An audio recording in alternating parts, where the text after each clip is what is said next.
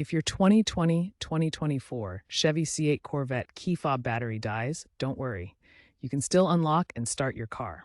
When your key fob battery dies, the car may show no key found on the display. First, locate the physical key blade inside the key fob. Extend the blade and use it for manual access. Insert the extended key blade into the driver's side door lock cylinder and turn it clockwise to unlock the door. Once inside, look under the Start-Stop button on the center console. There is a small rubber flap under the button. Lift this flap to reveal a hidden key slot.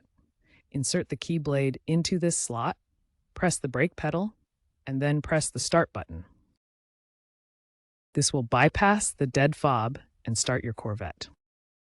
Always carry a spare CR23-2 battery for your key fob. They're inexpensive and easy to replace. Consider testing the manual unlock and start procedure periodically to familiarize yourself with it.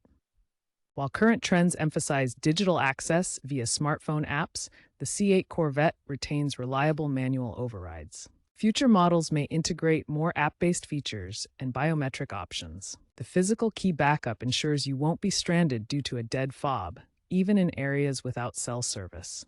Remember to check the key fob battery indicator in the My Chevrolet app to proactively replace the battery before it dies.